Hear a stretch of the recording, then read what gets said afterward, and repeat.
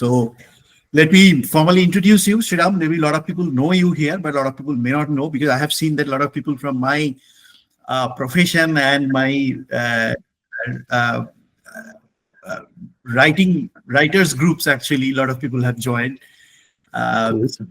For everybody's benefit, actually. So today we have MV Shreeram, uh, who is award-renowned wildlife photographer of India, and also he runs an ecotourism / wildlife photography company called Darter Photography, which is based out of Bangalore. So Shreeram is the CEO and the founder of this company. And like many other people, I am one of his mentees who traveled with him uh, various part of India and outside India also, as part of my ecotourism activities. And Shreeram is electrical and electronics engineer from BITS Pilani, an MBA from IIM Bangalore, worked for corporate for 4 or 5 years, and then he quit his job and started pursuing his passion for nature and wildlife, and hence founded this ecotourism organization called Darter Photography. And not just that, people who have read this, my book, Pseudo Ecotourism, In the Shadow of the Bengal Tiger, which was published April 2024. In this book, I have introduced a concept called inclusive ecotourism. And this concept, this inclusive ecotourism was conceptualized based on a significant influence and inspiration I received from Shreeram, who actually transformed my perspective towards ecotourism and wildlife photography at a great extent.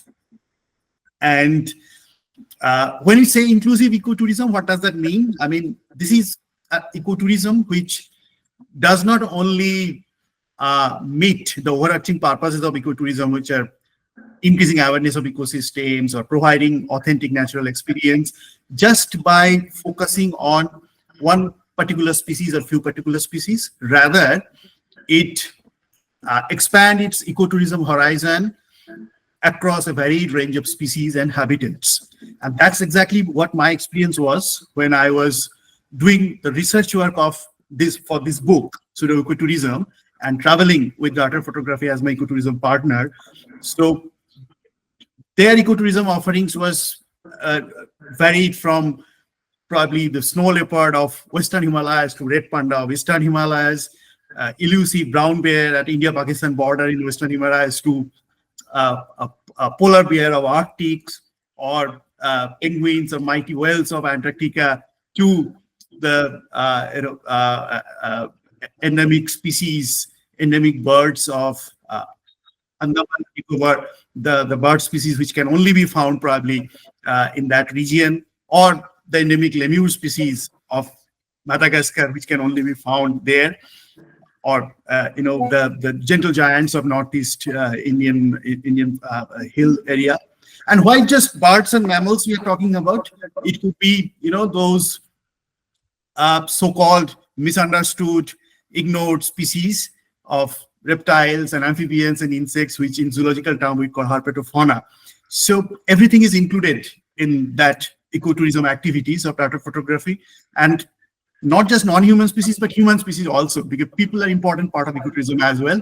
There are indigenous people who live much close to nature, cohabit with wildlife, and their lifestyle is way more sustainable than what we urban people can think about. It could be, the nomads of Western Himalayas or Kyrgyzstan, or it could be the elusive headhunting Konya tribes of Nagaland, or Apatanis of Arunachal Pradesh. In fact, Apatanis of Arunachal Pradesh are recognized by UNESCO for their sustainable lifestyle.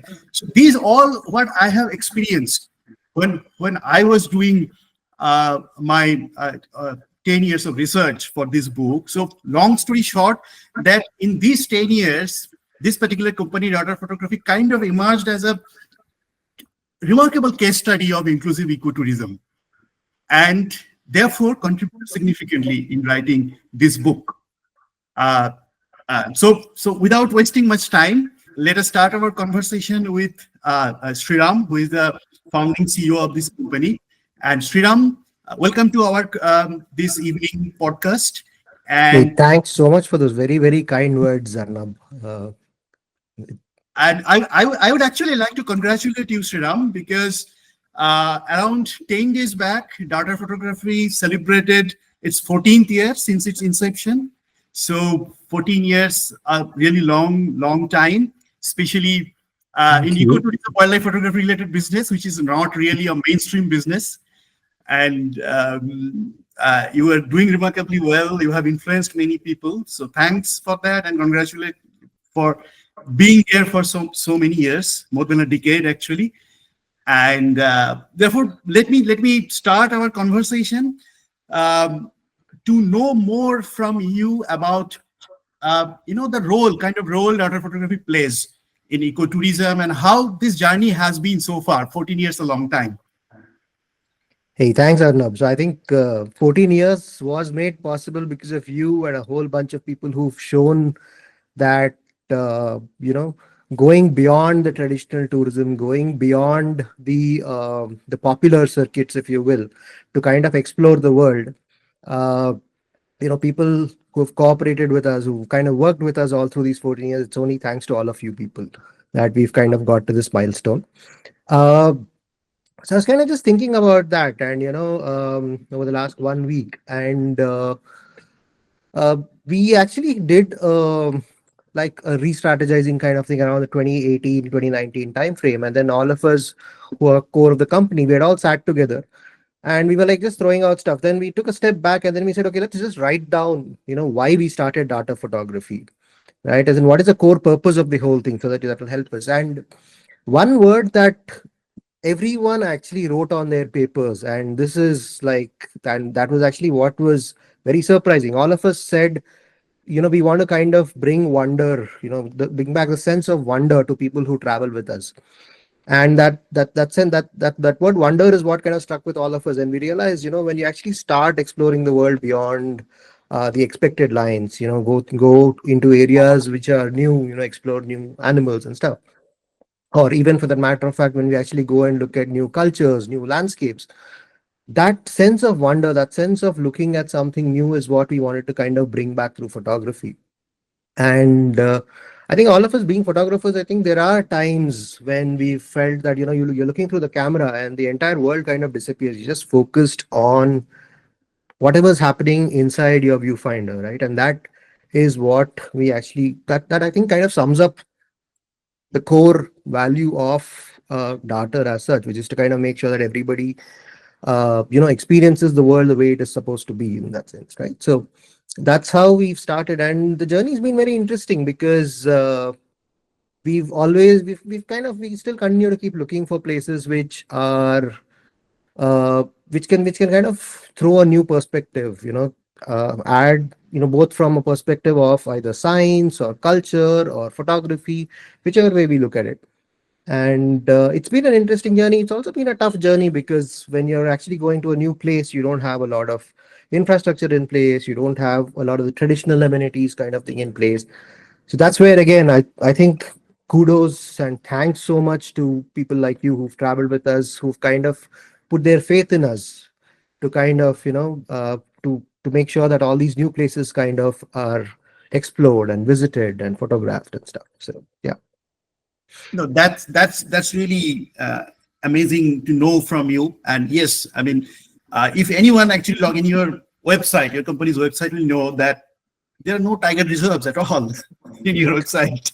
There are all other places, exotic places, less explored places, probably a little bit of unknown, also difficult, also at times in terms of logistics and other things. And we know who have traveled with you for so many years that what kind of challenges sometimes you face, sometimes even that leads to financial loss because of the uncertainty involved in logistics arrangement, and you absorb that impact and still continue in that. So definitely there is some different kind of inspiration and different kind of vision probably you have as far as that continuing the business in this particular mode, rather than being a typical commercial organization. There is probably something bigger than that, which I kind of noticed. We talk about that more about as we progress, but before that, um, I really do not perceive daughter photography as a wildlife photography tour conducting company. And as I've explained at the beginning of this conversation, of this podcast, that I probably see data photography more a social organization or environmental organization or more kind of sustainability organizations. So, Shreeram, we'd like to know your point of view.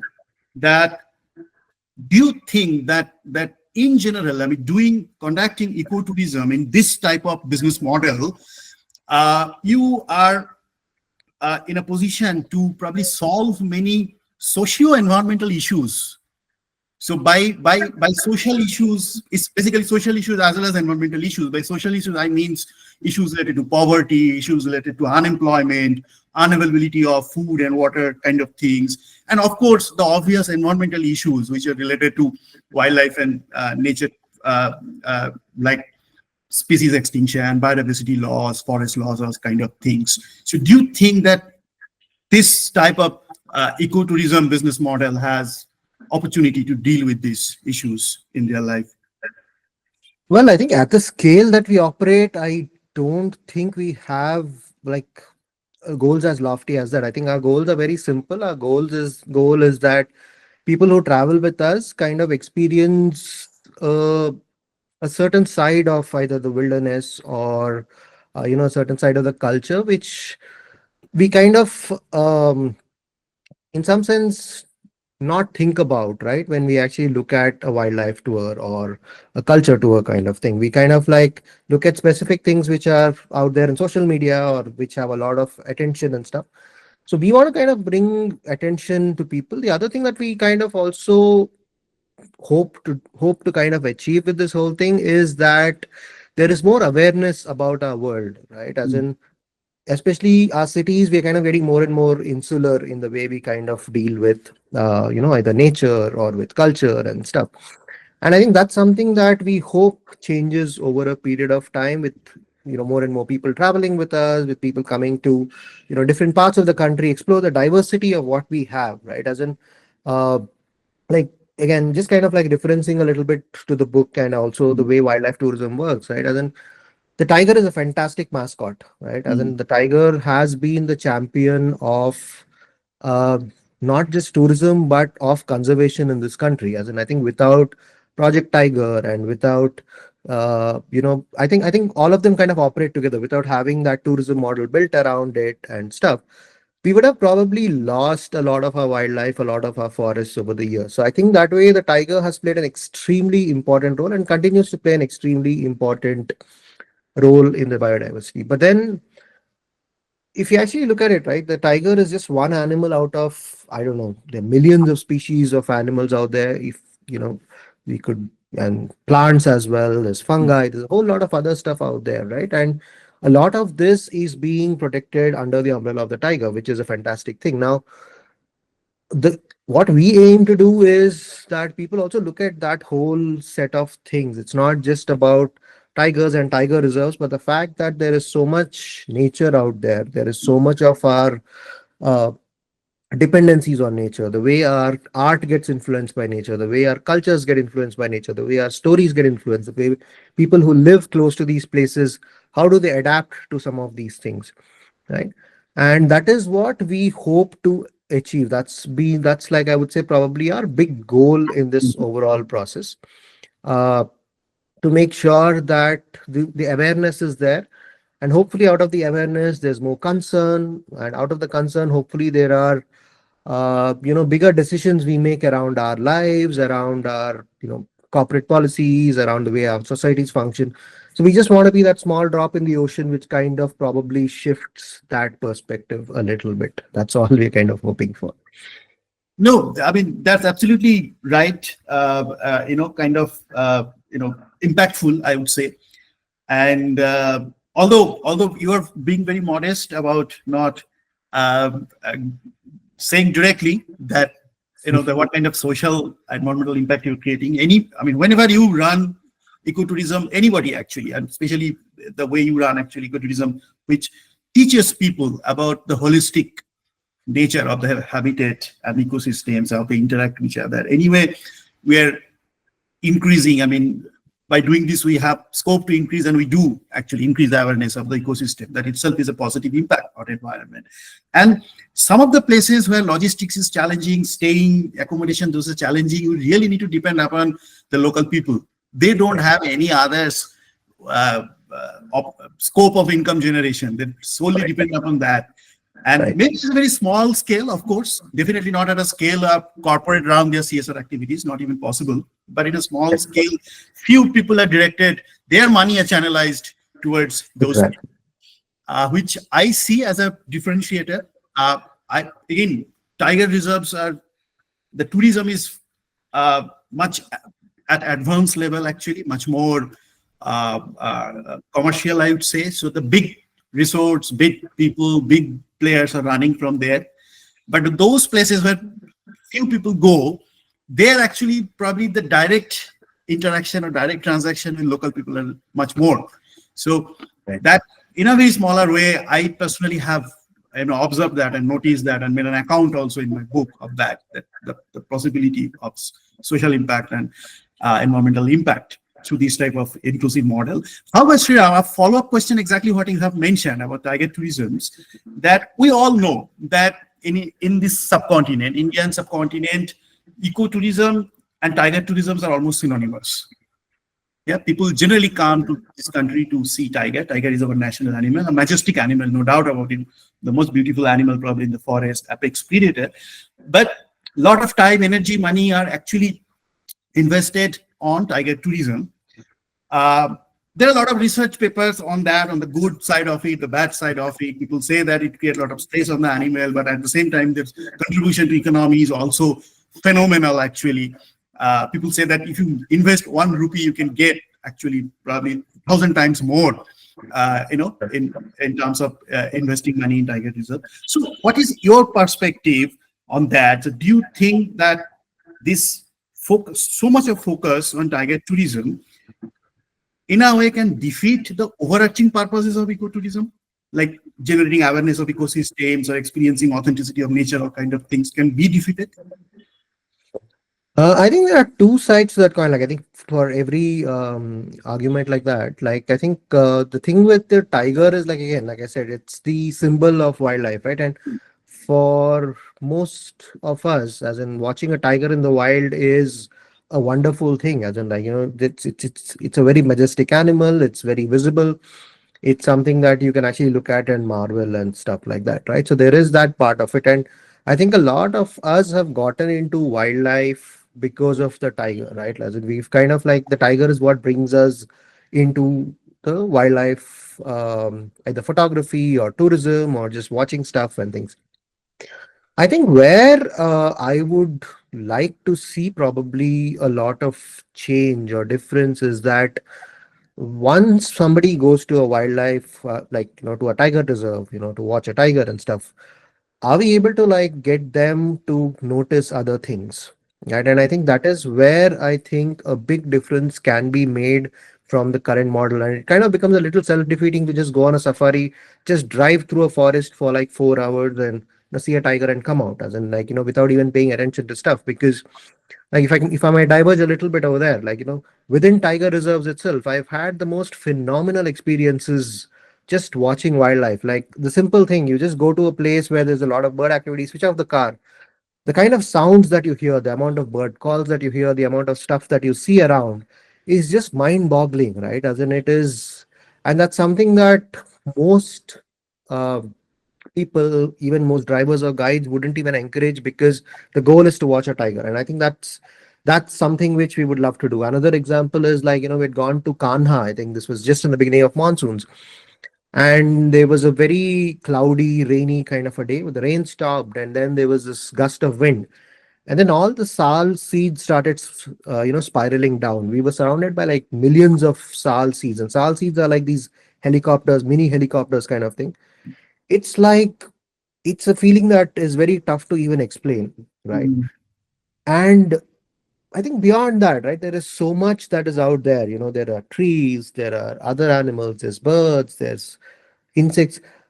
I think tiger tourism should become a stepping stone to actually start watching other things, start admiring other things, start understanding other things.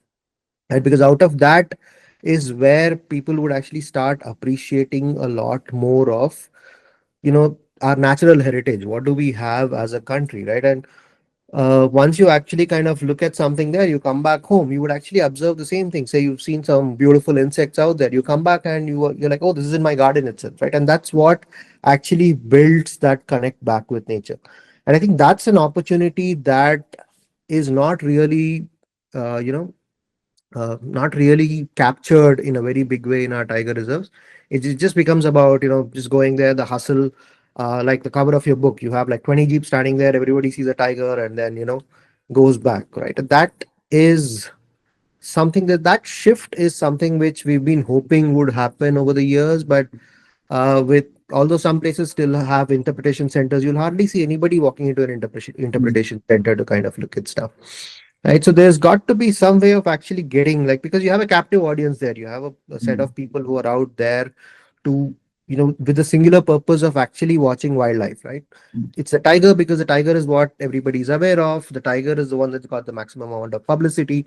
So everybody wants to see a tiger. But then if you can actually create something about, the other wildlife that's out there, it's a fantastic opportunity to get people actually interested, to spark those conversations.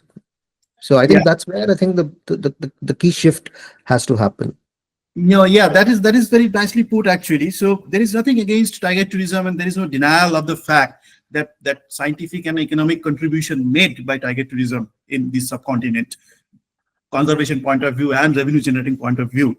But at the same time, it's all about how we are participating as ecotourists, like common people like us in tiger reserves, and how the tour operators, the tour conductors are conducting their tour. So it lots depend upon these two mutual, kind of, I would say, interaction. That our Absolutely. openness to see the holistic picture and their openness, the two conductors' openness to provide that holistic picture in front of Sort us. of, if I may add a little bit again over there in terms of that, what you just said, I think one of the good things that's happening, and I think it's also happening at a more rapid pace, is also that a lot of guides across the country and a lot of drivers across the country are undergoing orientation. They're Mm, undergoing a lot of trainings to kind of also start talking about a lot of the other biodiversity. The change is going to take some time because ultimately the tiger is what brings in the money, right? And that is something which is very tough to change overnight. But I'm hoping over the years, this kind of constant orientation, this kind of constant training, and hopefully a little bit of infrastructure in terms of getting people aware, yeah, would slowly let people start observing things around us. absolutely, absolutely, undoubtedly.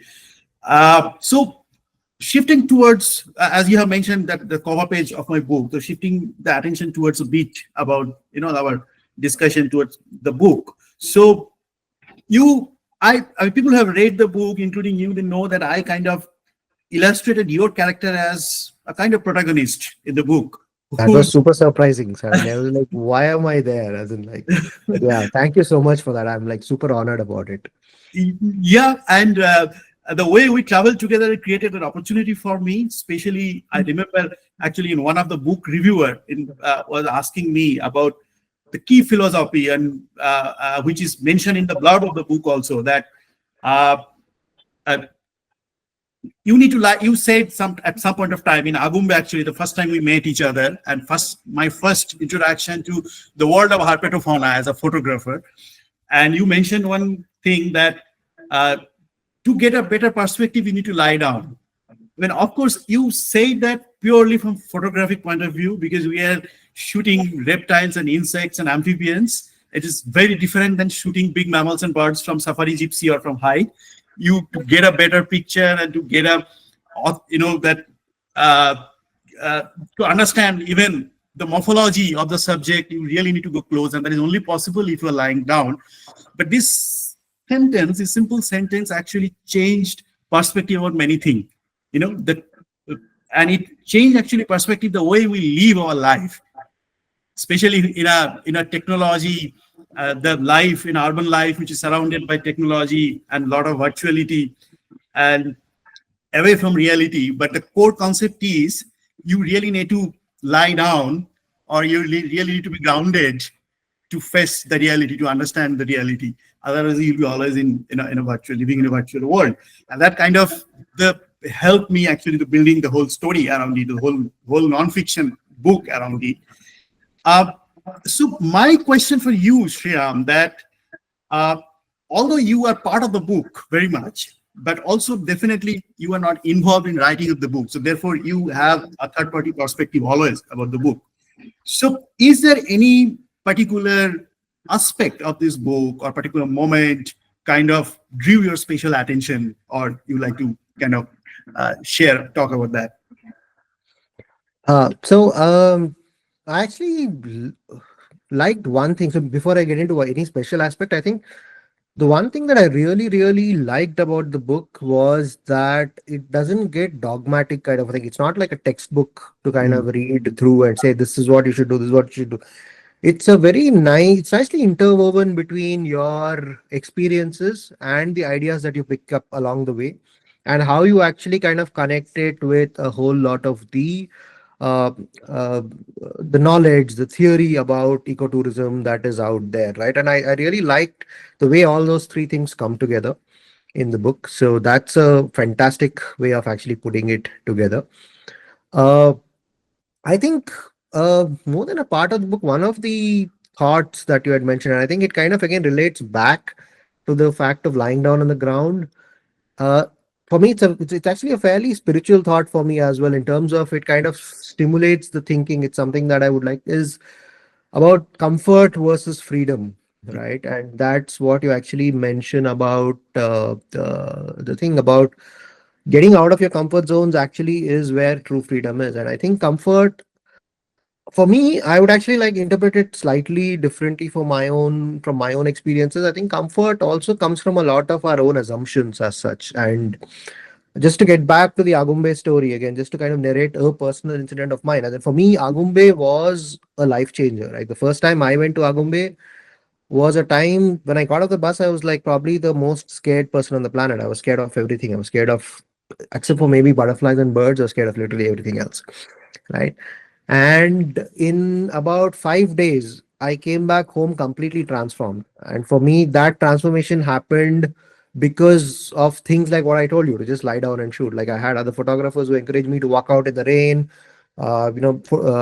look at things much closer, start admiring things, lie down on the ground, do all those kind of things. And that actually changed an entire perspective. And now, if I actually look back at the whole thing, I think it is again related back to that thing about the comfort versus the freedom, right? As in, if I was just sticking to my old comfort, which was my thought process about how the world should be, how the wild should be and stuff, I would probably never be able to experience some of these things ever. So I think comfort for me reaches far beyond material comforts, beyond a certain set way of doing things. It's also kind of, and I think that's that from like that part of it is actually what really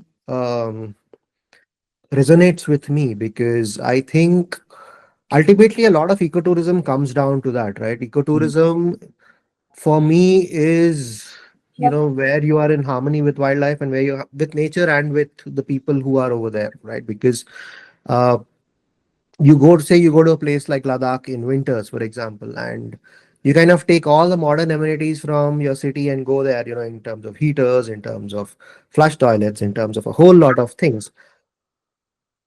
What is the point of traveling there, right? We're traveling there to kind of experience a different way, to kind of also open up our minds to different experiences.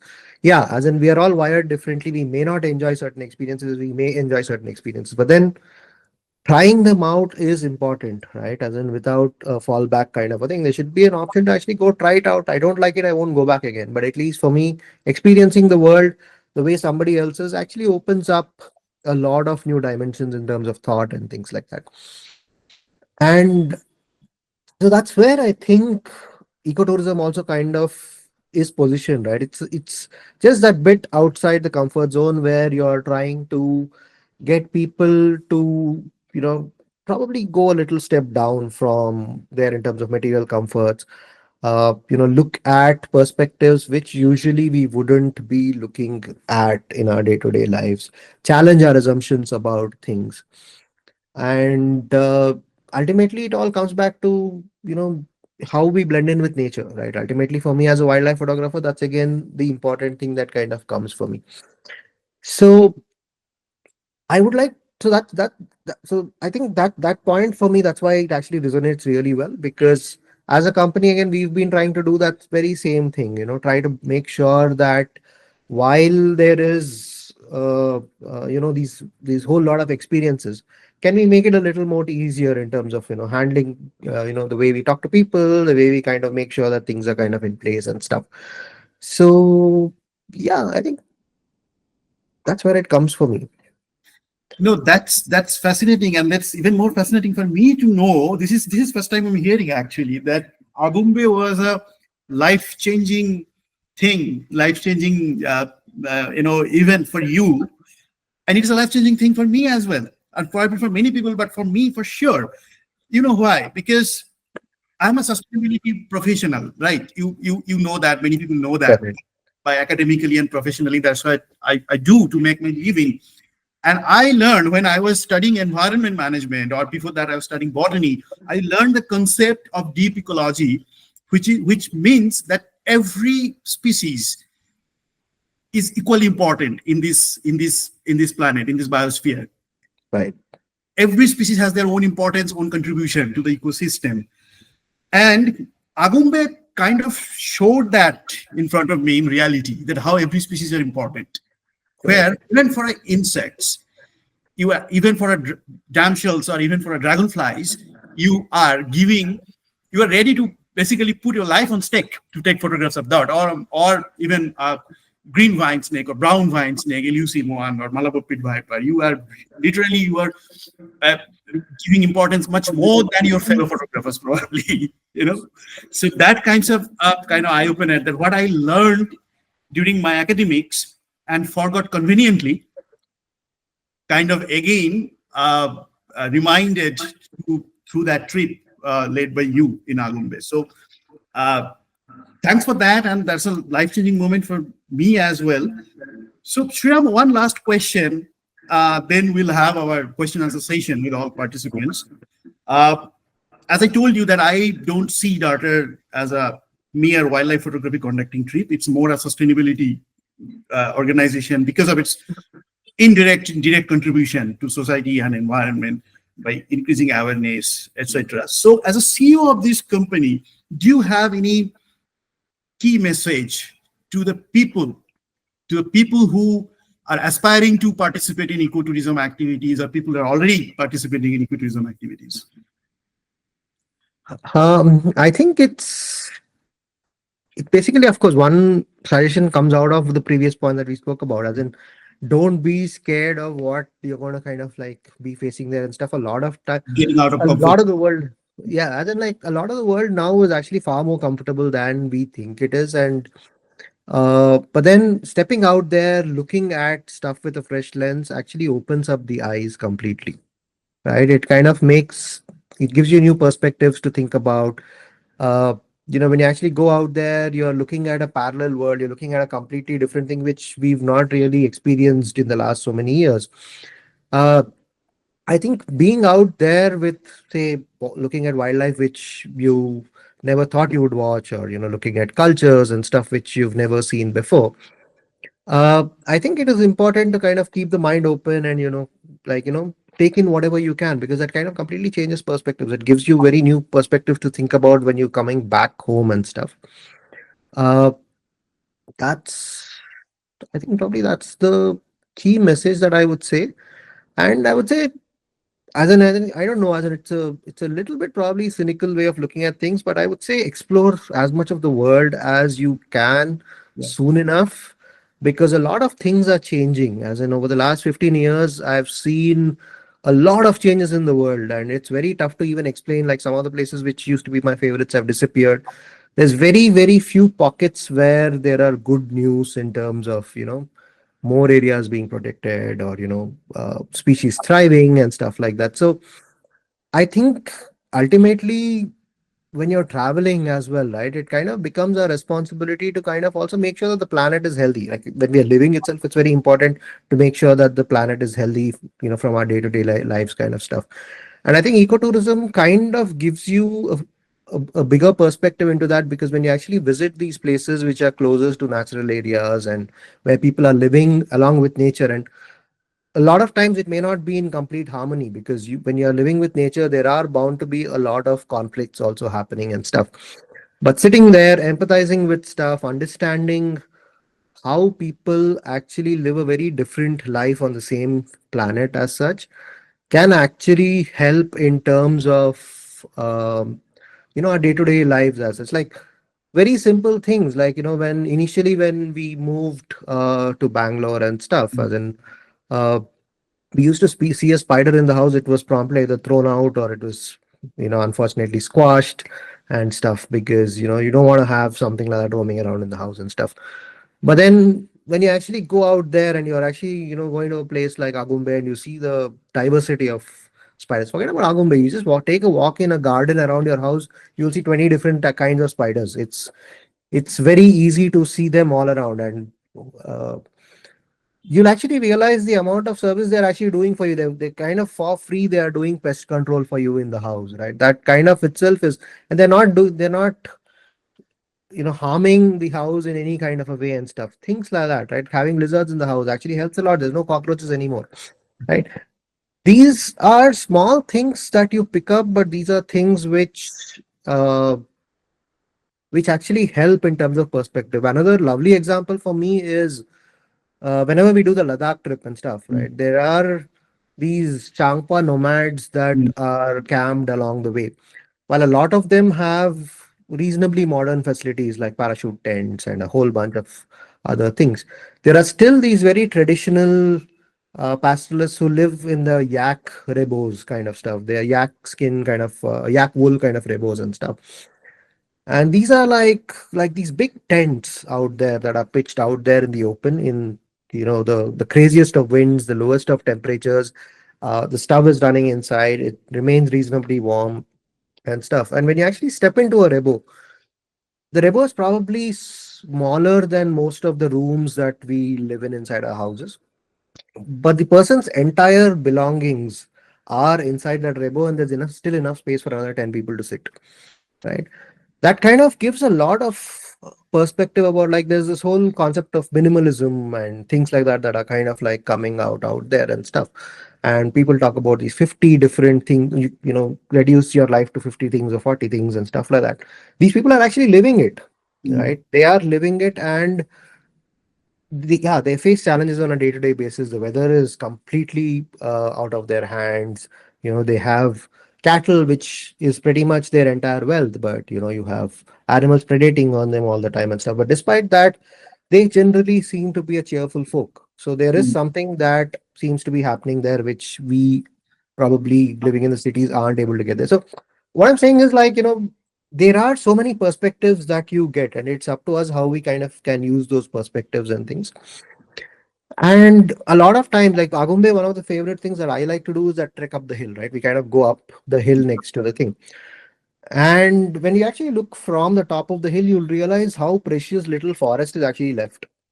It's yeah. probably like 5% of the entire area around us. The other 95% in the Western Ghats, which is supposed to be the source of all our rivers, is all either developed, or there's plantations, or it's been completely degraded or whatever. There's just 5 to 10% of the area which has canopy, where you can Mm, see rainforest, where you can probably see streams kind of going through and stuff. I think it kind of becomes very important for us to also start thinking, because a lot of people, a lot of us have more influence than we think on how we can actually impact the planet, both positively and negatively. And I think it's important for us to take these experiences back, because unless that forest is there, we are not going to be able to see the Malabar pit viper, or the beautiful gliding frog, or even the tiger, or whatever, right? These are animals which are surviving because we have that space. And that space is disappearing because of largely people in the cities, is what I would kind of say, where we have an ever growing demand for things, and a lot of stuff comes from areas like that. So it's very important to look at these perspectives and understand what trade-offs we are making with the planet, because whatever we buy, whatever we produce, like if you're running companies or whatever, everything pretty much comes out of the planet. It's not being manufactured out of thin air. It's not something that comes out of a magic lamp or something. These are all being taken from the planet, right? So if we want a thriving planet tomorrow, we need to make sure we make some compromises somewhere in terms of stuff. And I think tourism should be a way to explore that. Tourism should be a way to actually look at how the planet is doing, what people are doing, what are the other, what is another way of me to live my life, what are the other things around there. And like you mentioned, every organism on the planet has an equal right to live, Yeah. right? We are talking about millions of years of evolution versus, I don't know, maybe one patch of land being cleared for some plantation or for some factory or something like that. And is that trade-off worth it? How do we make those trade-offs? We can only make those trade-offs when we are aware of them. And how do we get aware of these? By actually visiting some of these places. I would say, even there's a trade-off again that you can make next time when you're actually going out on a holiday. Choose a place where you can actually probably learn something out of it. You can have a good time. At the same time, you'll probably come back with some fresh perspectives from the place. So yeah, as in, you don't need to actively like head out every day and kind of see places again, because that again has its own carbon footprint and stuff. But then make that trade-off next time you travel. Just see if you can find a more responsible way to travel and a more responsible place to travel where it impacts the planet less, as well as you can learn a little bit more. No, that's very thought-provoking message. This trading off concept. So we did trade off. I mean, if you talk about the 10,000 years of Holocene, which is basically the stable period in this planet when life thrives, and then the post-industrial Holocene, which is uh, started in 19th century and then 20th century, it continued with its significant trade-off. And probably now time to reverse the trade. We need to do a reverse trade-off. We need to do a reverse trade-off in terms of reimagining our wishes and needs, wants and needs, Right. and to understand that we are in a finite planet. So everything cannot be a hockey stick curve in terms of growth, in terms of our uh, luxury, in terms of materialism, cannot be just a exponential hockey stick kind of curve, because that is impossible scientifically and economically, because it's a finite planet. So Right. very, very nicely said, actually, this trade-off and then reverse trade-off.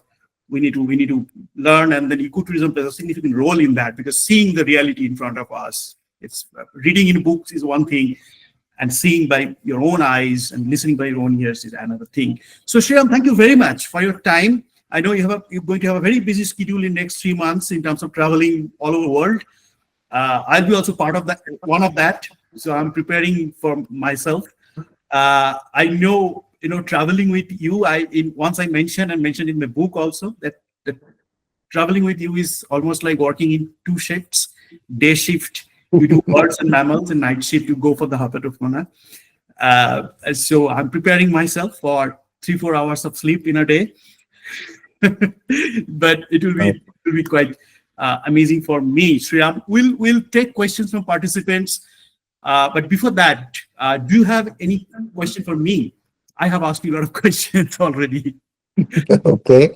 So So yeah, and one question that I've had was, you've been a sustainability professional and stuff, and then you kind of got into wildlife and you started traveling. You've written this wonderful book about your experiences and about tying it back with the state of the ecotourism in some sense. And so what's next? What's your bigger plan about this whole thing? How are you planning to are you planning to bring all this together into some way? What's the big grand scheme of things for you? Okay, so so the first thing actually that I mean in a hilarious way, actually, that one, a lot of people ask me after publication of these books, and I'm kind of correlating this with the question, this with your question and answer, that After a few podcasts and publication of the book, a lot of people ask me that, are you going to start your own ecotourism company? Or a lot of startups ecotourism companies actually approached me, not a company like you. Those are like 2-3 people organizations. They Is approached. that a hint to us, or I should? Yeah. I mean, no. They didn't I'm just ask kidding. into them or not. They actually I'm affirmed just kidding. that you lead our photography trip. Can you imagine, Shreeram? Mm. Told me to lead their photography trip. I mean, you know what kind of photography I do. My photography is more a documentation and collection of information. Of course, I travel with people like you, so probably a little bit of artistic things have started coming in my photography. These are more peer pressure than my own, my own agenda. My primary agenda is documenting things. So uh, definitely, I'm not the person to run an ecotourism company or leading a photography. I mean, no question about it. I'm a learner. I'm still learning, and I always want to be learner as far as these two subjects are concerned until end of my life. However, I'm a sustainability professional. Therefore, I correlate this relation between ecotourism and sustainability very well. Okay, as I said at the beginning, that uh, ecotourism is not just a mere commercial activity to entertain and entertain people or for recreation. Recreation entertains a part of that, but that's not the main thing. What ecotourism does to ecotourism provides vitality to three core elements of this planet. The three core elements which make this planet a livable place: resilience, stability, and supporting life systems. Resilience, again, all kind of anthropogenic activities or climate issues. Stability in terms of providing a temperature and every, a land or sea, and providing all kind of resources you need to thrive any kind of life systems. Now, unfortunately, for, as I told you, the post-industrial Holocene, our anthropogenic activities kind of deteriorated this planet's capacity to provide to maintain these three things. So in a way, maintain the livability in this planet is a questionable thing. Now, science is very sure about it, 100% sure. Science exactly knows that how this living system has been created, how planet become livable, when planet become livable, how long the planet will remain livable, and what exactly cause to be the planet an unlivable places, and how we can prevent the planet becoming unlivable. Science is 100% sure about it. And therefore, science have found, the good thing is science have found solution for that. And the remarkable thing is this solution itself lies within the planet, the nature. Nature can actually take care of herself. Nature can be resilient, nature can provide a stable planet, nature can support life systems. But our, that years-long anthropogenic activities kind of deteriorated, destroyed that capacity of nature. Now, all we need to do actually help nature by providing right kind of technology, providing right kind of policies, people participations, money, all those things I need to provide. We need to provide to nature so that nature get back her original capacity and start doing the job by herself. We do not need to do anything extraordinary. We do not need a magic wand, as you have mentioned, right? We do not need that. We just need to provide little aid to nature and later do her job. In our language, in the language of sustainability science, we call it nature-based solution. Now, ecotourism has tremendous potential to support this nature-based solution. Ecotourism itself is an outcome and byproduct of nature-based solution. And ecotourism can organize actually social movement, which in a way raise people's voice. As you have said, that more people will come. And more people will come and people see actually what nature can do. And they will become the voice for nature. They will protect nature. And all other environmental impact will be created, positive impact will be created because of nature. We'll all add into that. So I am more interested in that actually, that relationship with ecotourism and nature-based solution and these three elements. And this is what I want to advocate actually, this book which I have written based on that. And this concept I want to advocate because it's a need actually to create a kind of social movement and raising everybody's awareness about that, and what participating ecotourism itself is a contribution to sustainability, provided the ecotourism done in right way, not the there are many organizations which claims they are ecotour company, but they create more problem than providing solution. So that's not the right way of doing ecotourism. The inclusive ecotourism, which we talk about, can itself contribute tremendously in sustainability. I want to advocate that thought process. You can ask me why now, because this concept itself is very advanced form of sustainability science. For the last 15 years of research has developed this. Only 2023 people from our community, the sustainability professional community, started talking about it in public. So therefore, right now, I'm in much more confident and in comfortable position to talk about it in public, because I know that my own community, sustainability scientific professional, will support and accept it. So this is actually what I want to do, rather than and be part in ecotourism as a normal ecotourist, as a learner ecotourist, and then advocate actually the importance of participating in ecotourism to become a planet steward or sustainability steward, which everybody can do. So this is, kind of clarifying my position over here and answering your question. Perfect.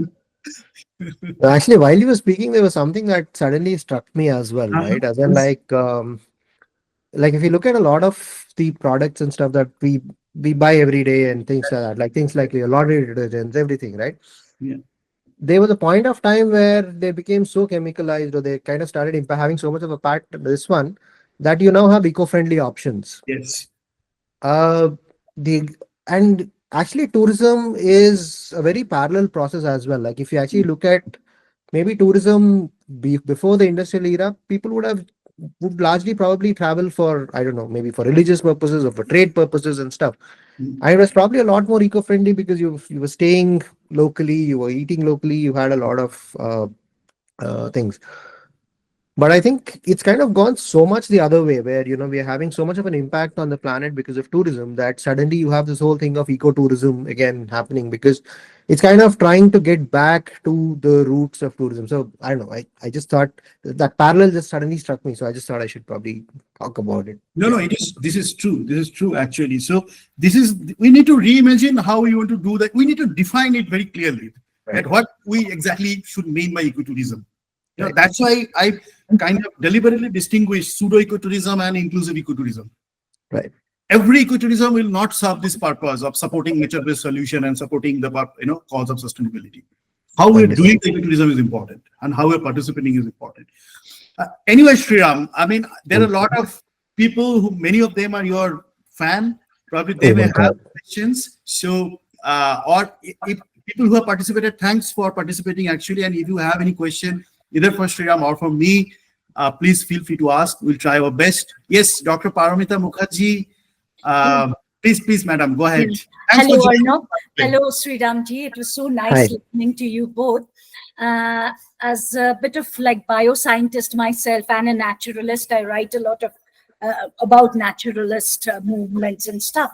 So I think the main thing here is awareness. And I'm so happy when you were talking, Sriramji, about like how there is this orientation about biodiversity. I think that is the core concept where awareness of the common people come. So I think you people are going absolutely the right way, because you are generating awareness among the people who are going as tourists.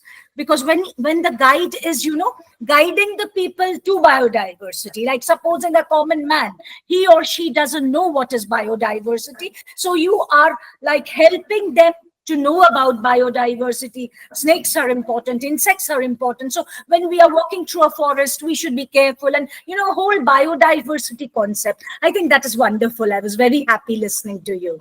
Yeah, thank you, both of you. Thank you. Thank you so much, ma'am. Mukherjee, for your comments. Dr. Paramita Mukherjee, I know her. She's an excellent excellent poet. She writes, besides all other genre of poetry, she also writes on nature. So that's a very unique thing, actually. And being a scientist by herself, that probably kind of add into the understanding nature through a scientist's glasses, and then convert that to a poet's creativity. That's excellent. Anybody else have any question for Sriram or me? We couple of minutes we have still.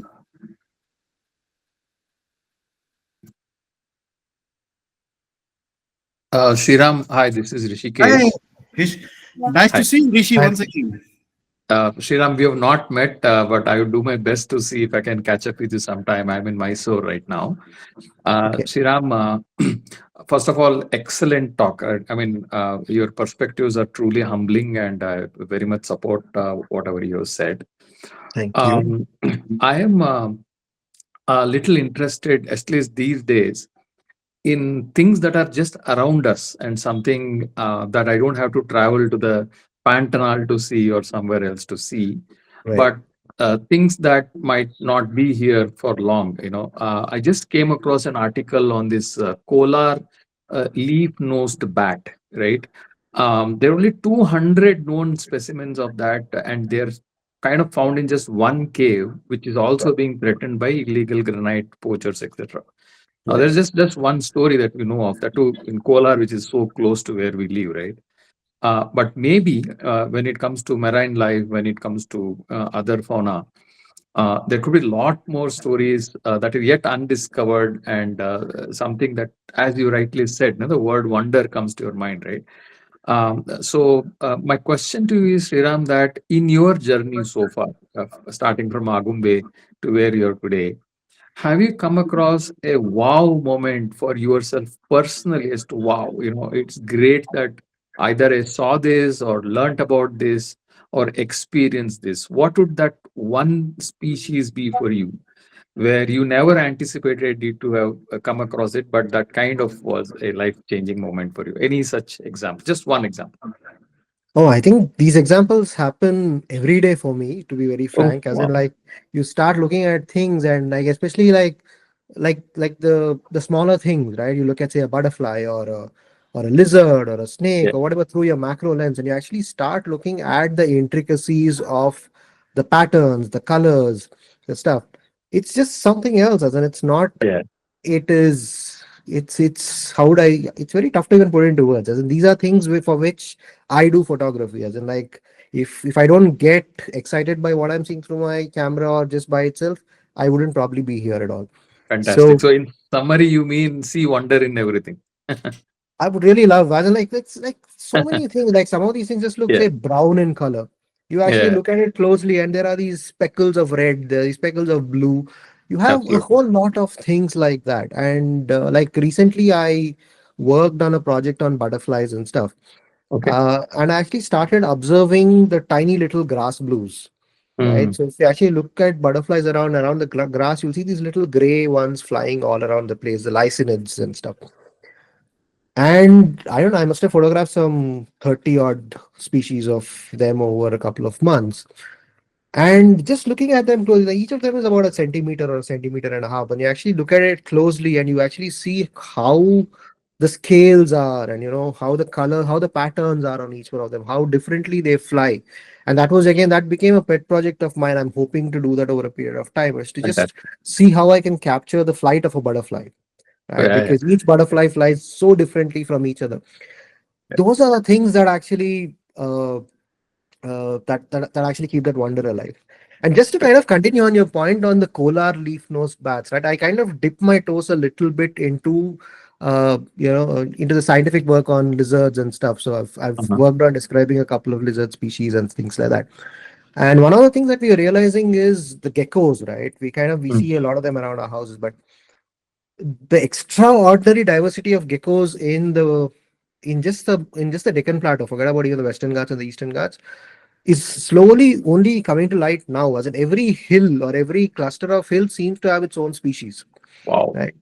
And if we are talking, like you had mentioned, about granite mining and stuff, and Yeah, we don't know how many of those species are vanishing even before we know that there was something different there. So absolutely. Absolutely.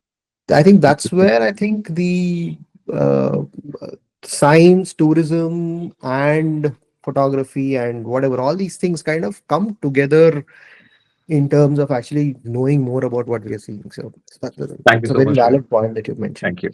Yeah. And Arnab, thank you so much for arranging this. It's truly enlightening. Thank you so much. Thank you, Rishi. Thanks for joining. We are almost at the end of, as per our, this time is concerned, we are at the end of our podcast. Uh, uh, if there are no further questions from anybody, then probably we can end. And thanks everybody for participating. Thanks Shreeram once again for taking out time for this, and looking forward to travel with you even more in coming years. And we all will try to stay in touch. And whenever actually we do this type of podcast on these issues, as both Shreeram and Rishi nicely mentioned, that joining the hands between science and photography and ecotourism are the crucial things. And we all can work together on that, because some or the other way we're all connected of these three fields. Yes. So we keep doing it. Thank you guys for joining. Thank you. Thanks so much, Thank you, Arnav. It was an honor to be on the session. Thank you. Sriram.